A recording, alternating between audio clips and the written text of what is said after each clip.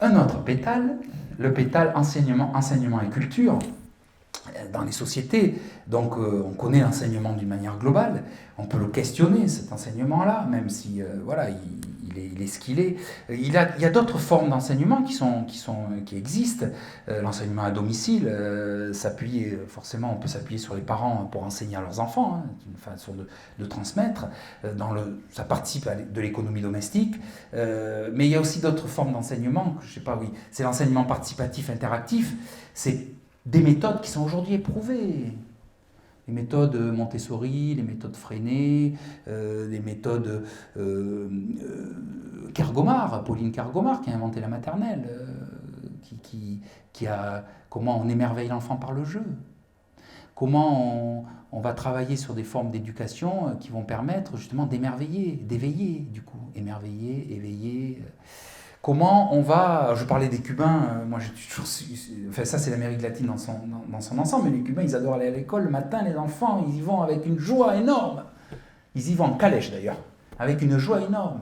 Ils y vont en chantant, ils louperaient pas une journée d'école, quoi. Ils ont envie d'aller à l'école. Comment on donne envie à pouvoir s'éduquer, à pouvoir être curieux. C'est des pédagogies participatives, ce sont des pédagogies qui n'excluent pas, ce sont des pédagogies qui demandent de l'accompagnement des enfants qui sont jamais... On n'a pas un enfant comme un autre, donc il y a des singularités qu'il faut prendre en compte, il y a des adaptations à avoir, des capacités différentes, tout ça. Donc comment on est dans une société qui éduque du mieux possible les enfants à pouvoir se sortir eux-mêmes après des ornières. Et puis forcément l'éducation que l'on connaît, hein, il ne faut pas non plus l'opposer, hein, l'éducation fait aussi de très très bonnes choses, mais il faut se questionner sur des manières et notamment sur les décrochages scolaires qu'il y a de plus en plus, les déserrances qu'il peut y avoir dans les écoles. Moi j'ai une amie qui est enseignante, on a mangé ensemble encore dernièrement, elle me disait qu'il y a de plus en plus de néophobie maintenant dans les écoles, donc la peur d'aller à l'école le matin des enfants qui deviennent une vraie phobie, une vraie maladie, quoi. Donc ça, il faut le re-questionner. Qu'est-ce que ça veut dire dans notre société? Comment on fait que les enfants réapprennent, redonnent vie, redonnent sens à leur façon d'aller s'éduquer, à être éveillé, à être curieux? C'est vraiment très important. Donc l'enseignement, la culture, la création artistique participative, vraiment l'art est important, le fait de pouvoir jouer de la musique, le fait de pouvoir faire du théâtre, le fait de pouvoir s'exprimer, le fait de pouvoir être dans la capacité de créer, d'écrire, de jouer, de faire de la photographie, de faire des photolangages comme il y a eu tout à l'heure en termes d'animation. C'est-à-dire comment on utilise, par plein de truchements différents, comment on utilise la capacité de l'enfant à pouvoir s'émerveiller, s'éveiller, s'intellectualiser. Donc il y a plein de supports, il y a plein de participations possibles. Il y a prendre confiance aussi là-dedans, et puis peut-être éviter que l'enseignement se fasse par défaut et que les étudiants et que les élèves soient à l'école par défaut. Il faut qu'ils soient à l'école parce qu'ils ont envie d'apprendre des choses et qu'ils ont envie de se former sur des choses, qu'ils ont envie en tout cas de progresser.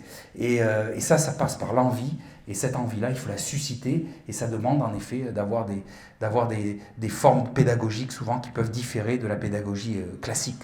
Et ça, c'est bien de pouvoir se questionner et d'éviter ces néophobies de plus en plus. Voilà, donc après il y a l'écologie sociale, apprentissage en faisant, très important. En faisant, c'est pas très grave. On a toujours l'impression qu'il faut être des super intellectuels, où il faut tout être dans la théorie. Non, il faut aussi, c'est très important la théorie, attention, hein. C'est important de savoir comment fonctionnent les choses et conscientiser les choses, c'est vraiment important. Mais il faut aussi faire les choses.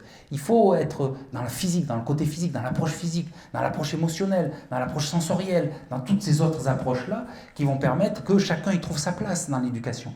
Et donc l'apprentissage en faisant, ça permet de faire des processus qu'on appelle réflectifs, qui permettent de résoudre les problèmes, parce que justement on va mettre en place un observateur qui va permettre de voir dans les groupes notamment comment ça se passe, et ramener de l'intelligence dans comment la pédagogie du faire se fait, justement, et du coup, ça permet aussi de travailler sur la réflexion permanente.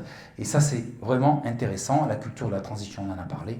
Donc, comment je peux étayer ce propos? C'est tout simplement, alors voilà, c'est encore une action dont je suis acteur avec d'autres, forcément. Hein. Il y en a plusieurs là-dedans. Il y a l'Université populaire du jardinage et du bien vivre alimentaire, dont j'en ai fait partie, j'étais fait partie de la cofondation de cette histoire-là, une très belle histoire qui fonctionne encore. C'est une université populaire, mais du jardin et de l'alimentation, donc du bien vivre alimentaire, c'est comment, par le jardin, on apprend plein de choses. On apprend en faisant, on apprend avec la théorie, mais d'abord on fait. On fait ensemble, c'est ouvert à tous, c'est gratuit, enfants, grands, il y a des interventions de professionnels des fois, enfin de qualité, c'est vraiment important. Et comment en tout cas on répond à des problématiques écologiques, à des problématiques par le biais du jardin, par le biais de l'alimentation, comment on questionne politiquement les choses, c'est de l'éducation populaire. On a aussi créé il y a quelques années de ça l'ambassade, vous allez sur internet, vous faites ambassade du jardinage et du bien vivre alimentaire, vous allez trouver donc le site, et sur ce site-là, donc, où je fais un clin d'œil à mon ami Dominique S, mon collègue Eric Prédine, et puis aussi nos autres amis d'Ardèche, qui participent aussi à l'aventure, et d'autres qui participent à cette aventure-là. Ça fait maintenant 10 ans qu'elle existe, cette ambassade. Elle a formé, elle a animé énormément de choses. Il y a des centaines de personnes qui en sont sorties. On vient de faire une évaluation. Même nous, on est un peu bluffés de ce qui se passe sur les territoires maintenant, sur des territoires par des personnes qui ont été formées dans cette ambassade-là, où il se passe plein de choses. Donc vous voyez, je vous ai mis des photos où c'est la personne qui est maintenant ambassadrice, qui a été formée à monter la forêt comestible à Grande-Sainte. Vous allez sur internet, vous faites forêt comestible, vous allez voir tout ce qui se passe, c'est incroyable.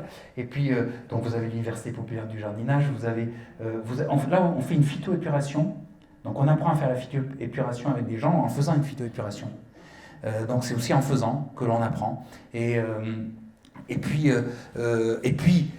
par ce biais-là, on fait des manuels. C'est pour ça que monsieur tout à l'heure, vous inquiétez pas, on fait des manuels dans cet esprit même d'éducation populaire, de se dire comment ça peut être accessible à tous, et surtout à ceux qui n'ont pas les moyens. Vous voyez bien, quand même, hein, c'est très important pour nous. On a donc été capable, et c'est du boulot, hein, de faire des manuels du jardinier sans moyens, ou du manuel du cuisinier pour tous, de la cuisine pour tous, je dois avoir par là. Alors ça sert donc manuel pour cuisine pour tous, le manuel des restes, avec tous les restes, tout ce qu'on peut faire. Alors c'est très bien renseigné, il y a beaucoup de photos, ça a été écrit pour ceux qui n'aiment pas lire aussi, et on a fait sur l'apiculture, et tout ça, c'est complètement utilisable gracieusement. C'est pour que vous l'utilisiez et que vous le transmettiez, que vous le donniez à tous ceux qui en ont besoin, qui en ont envie. Tout ça, alors, c'est téléchargeable gracieusement. Vous allez sur le site des Anges Gardins, qui est derrière, là. Voilà, vous allez sur le site de l'association des Anges Gardins, et vous remplissez un formulaire, et vous téléchargez gracieusement. Et surtout, vous les s'aimer. Vous faites en sorte qu'il y ait beaucoup de gens qui l'aient entre les mains. Parce que c'est ça aussi qui va faire la différence. Et puis, c'est en copyleft, ça veut dire que là, du moment que vous n'en faites pas une œuvre commerciale, c'est tout ce qu'on vous demande, tout le reste, vous en faites ce que vous voulez. Vous voyez, c'est ça l'éducation populaire. C'est comment, alors là, vous allez, même vous, enfin même des jardiniers émérites, vous allez apprendre plein de petites techniques sympas où vous pouvez jardiner facilement et produire. Comment vous allez cuisiner facilement sans vous prendre la tête, comment vous allez vous accommoder des restes. Très important les restes. On parle de gaspillage alimentaire, mais parlons des restes. Comment on va s'accommoder des restes? L'apiculture, comment on peut être apiculteur simplement. Donc c'est des manuels qui vont permettre de passer à l'action facilement. Et bien ça, c'est l'ambassade, on le doit à l'ambassade. C'est du travail pour que... Alors ça a été traduit en espagnol, donc du coup nos amis d'Amérique latine en profitent. Ça a été traduit en anglais, ça a été traduit en russe pour d'ailleurs. Et ça, on utilise notre réseau avec des polyglottes qui permettent justement de traduire ça pour que ça puisse être diffusable. Vous voyez? Et le but, c'est que ça soit diffusable. C'est exactement comme les jardins partagés. Aujourd'hui, ça n'appartient à personne, ça appartient à ceux qui les font vivre. C'est ça qui est important. C'est que ça soit vraiment un acte d'appropriation. Et surtout de transmission en permanence. On est dans une école ouverte, dans une école en permanence. L'éducation populaire a été tuée depuis l'après-guerre, l'après-deuxième guerre mondiale. Avant, elle était beaucoup plus forte. Aujourd'hui, on n'en parle plus beaucoup d'éducation populaire. Moi, je vais me former en Amérique latine sur l'éducation populaire. Je vais me former auprès du mouvement des Sans-Terre au Brésil, qui sont très à la pointe sur l'éducation populaire, pour me former à l'éducation populaire. Voilà, c'est pour vous dire où on en est un peu rendu dans notre société. Donc il faut reprendre vraiment le bâton, et le bâton pour ramener des choses positives, pas pour battre les gens, hein, pour ramener des choses positives, et puis surtout pour faire en sorte que les personnes passent à l'action. Parce que Carole, que vous voyez là, qui est une ambassadrice, eh bien Carole, aujourd'hui, sur son territoire, elle est ambassadrice de beaucoup d'autres choses que de ce qu'elle a appris. Elle fait une forêt comestible avec plein de gens, elle permet de travailler sur l'alimentation, de la cuisine et tout. Il se passe plein de choses sur des territoires comme ça. Donc c'est possible. Et ça, c'est l'enjeu sociétal. C'est à prendre en compte c'est comme disait Einstein, hein, les problèmes, il ne faut pas compter sur ceux qu'ils ont créés pour les résoudre. Donc c'est à nous de les résoudre aussi. Et bien c'est en passant par là qu'on va les résoudre. Et puis on a aussi le tiers-lieu nourricier, donc l'association Les Rateleurs, dont je fais partie, qui permet de travailler sur des lieux qui n'existent pas pour faire de la cuisine collective.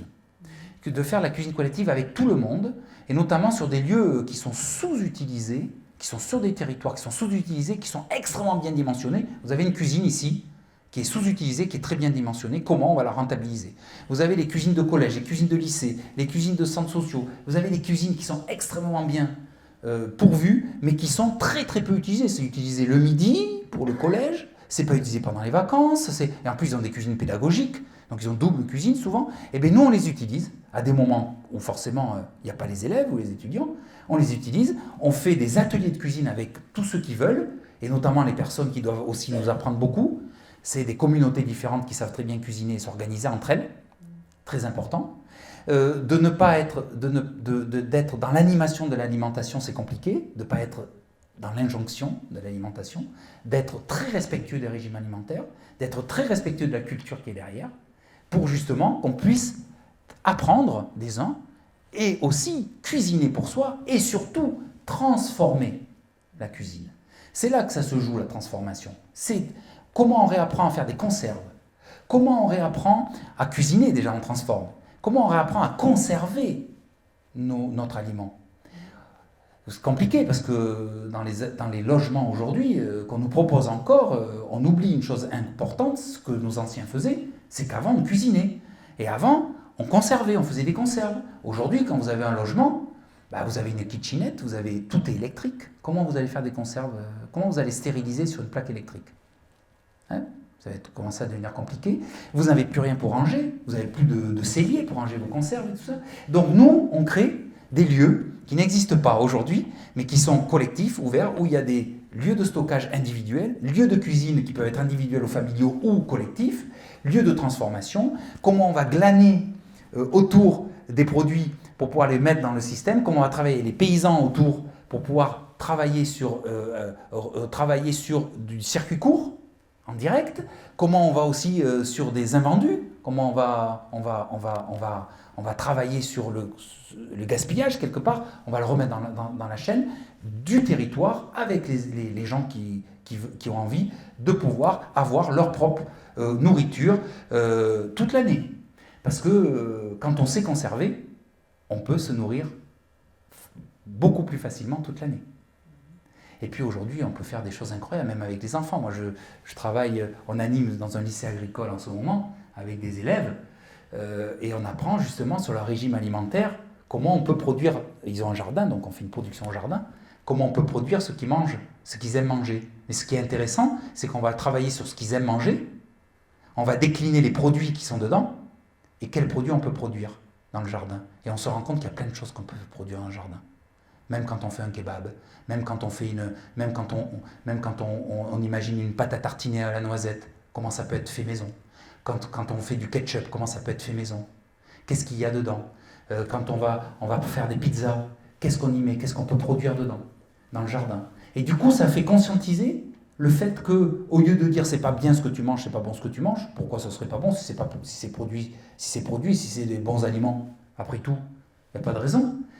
Et c'est comme ça qu'on avance sur des changements comportementaux alimentaires, mais surtout, on se nourrit des choses saines.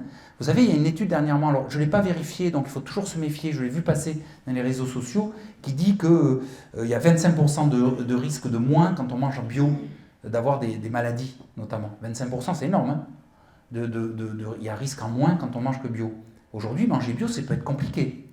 Mais par contre, on peut produire des produits sains, qui sont bio de fait. Donc vous voyez, c'est comment sur les territoires on va avancer cette question-là.